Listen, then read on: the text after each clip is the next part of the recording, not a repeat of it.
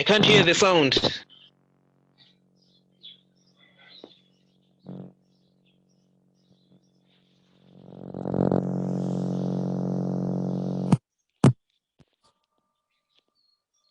How about there? Can you hear me? Yes, sir. You can hear me? Yes. All right, I think it was because of the connections. Okay, let me try to do a bit.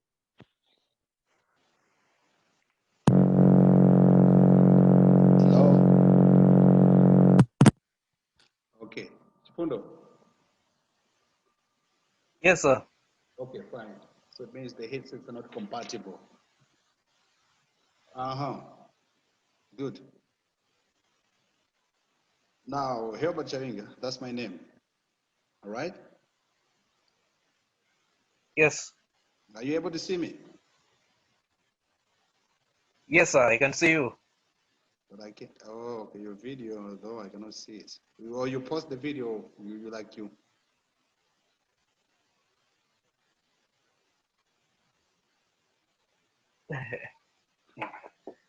Okay, Chifundo. Yes, sir. The last class, how many were you? Yeah, I can see you now. I was on one. The only one, yeah? Yes. Now let's do this, man. Now, real quickly, because of you know how the things are happening. Let's logic and critical thinking and computer-assisted journalism, 2 courses, okay? Yes. Yeah, sure.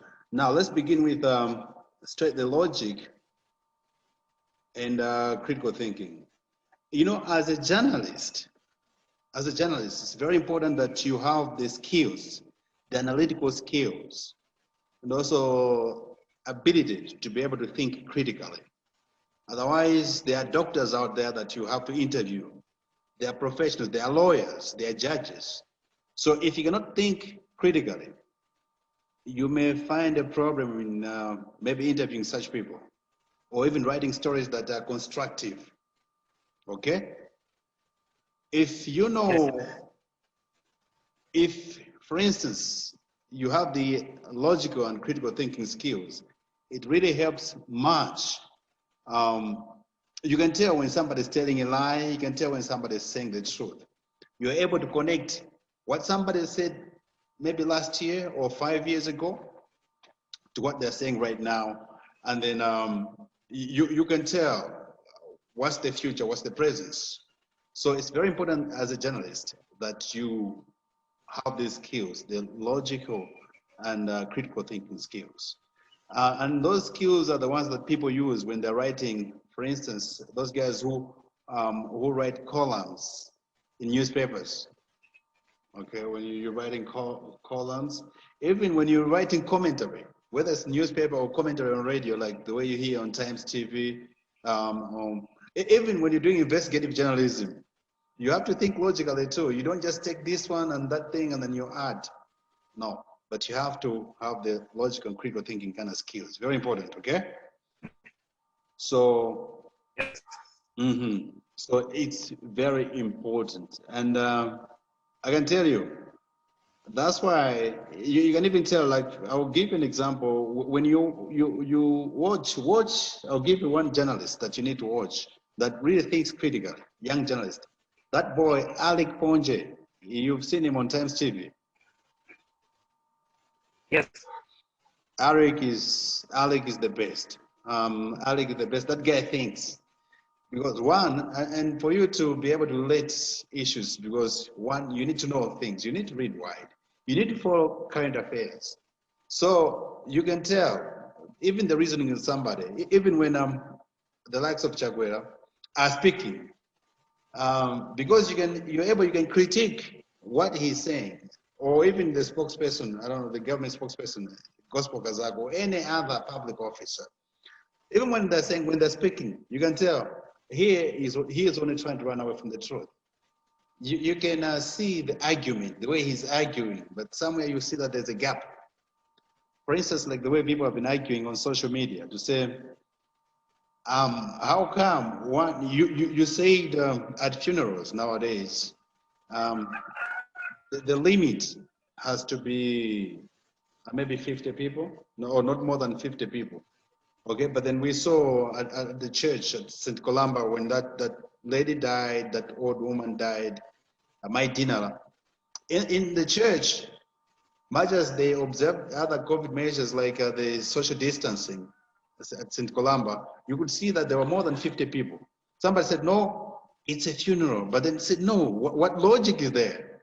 Because there's no, you mean if it's a funeral and you're in a church, you can be more than 10. There are congregants in short, and the law says when you're in church, wherever it is a place of worship, wherever it is, you need to not to be more than 10. But there were more than 10. So logically, that one would not add up, really. It would not add up. Much as the name, funeral was just a name, but the congregants.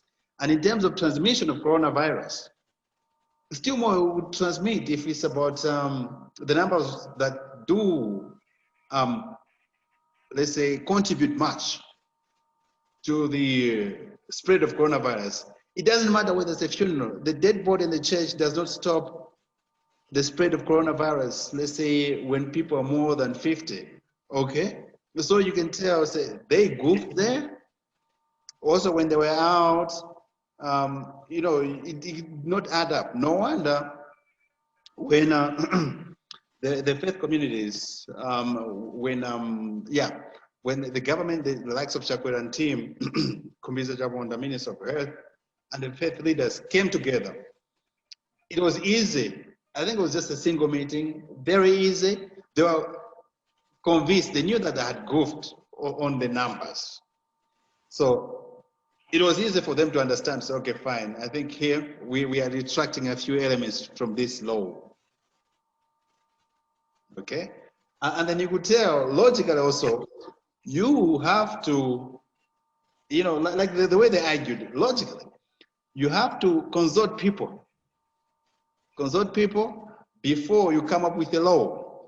They did not do that. That's why even faith leaders like the Catholics, the ECM, okay, and other church groupings were like, look here, how would you come up with a law about us without consulting us? So logically, it has to build up from the beginning to the end. It's got to be from up to down. All right. So, Okay, sir. as a journalist, you need to have those skills.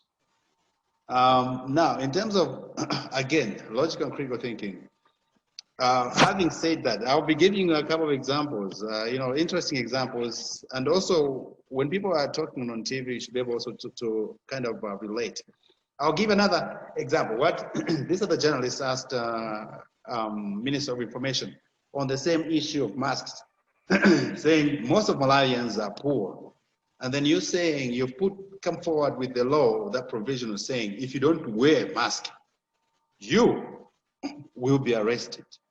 Or you have to pay 10,000 kwacha fine. Now, and people were thinking, logic is a common thing, but there are people who think even more.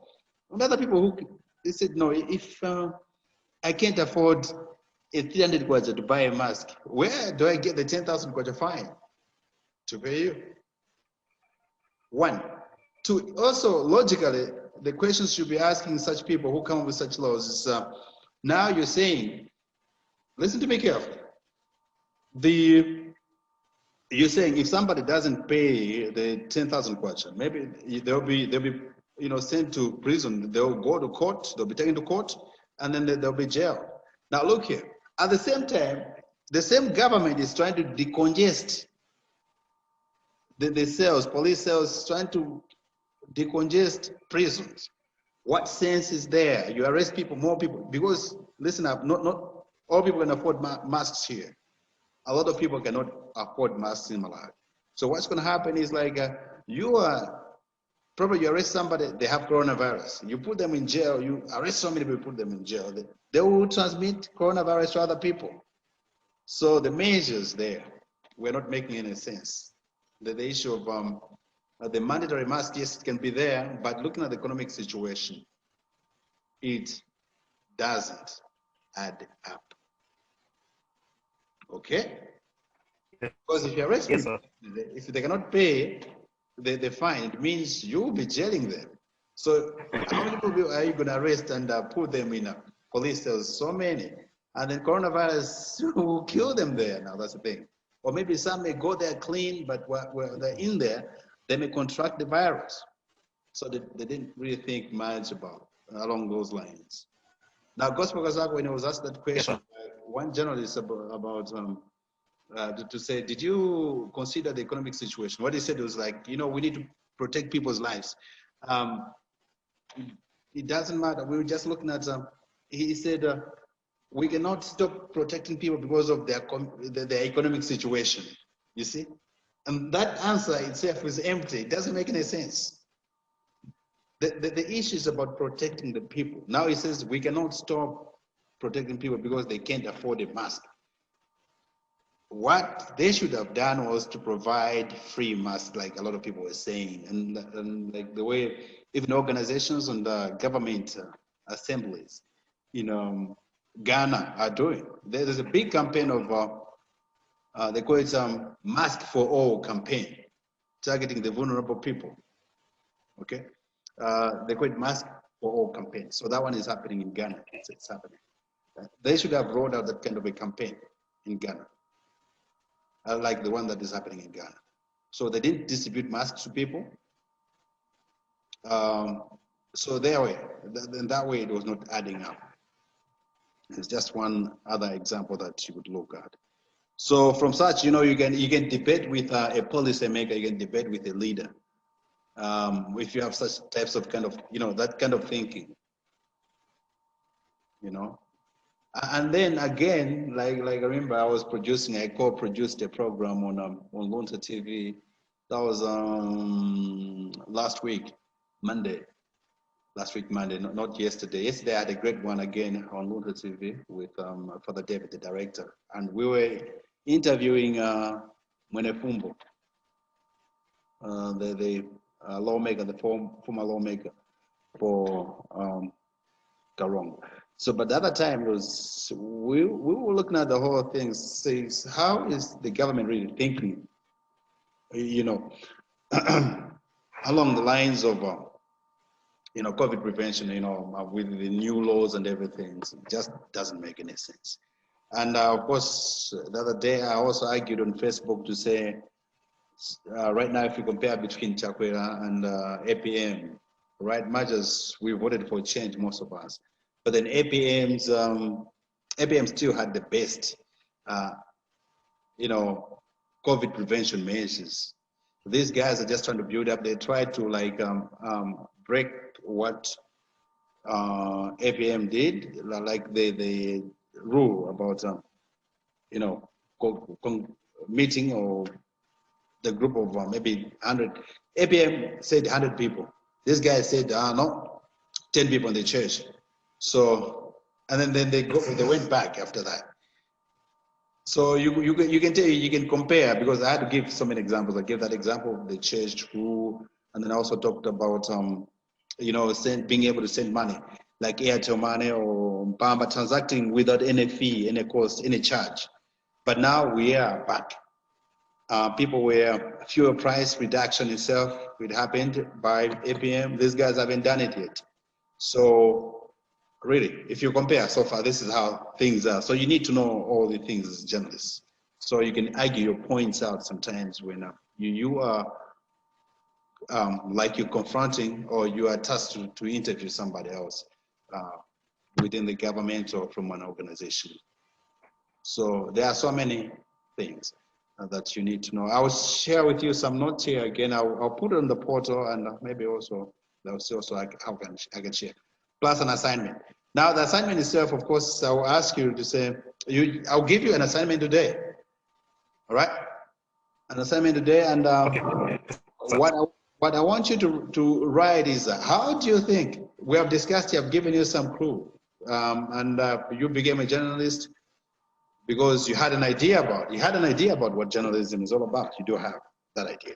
Now, what I'm going to tell you to do, and your friends, you need to spell out. Tell me exactly, you need to explain how logic and critical thinking is a necessary tool for a journalist.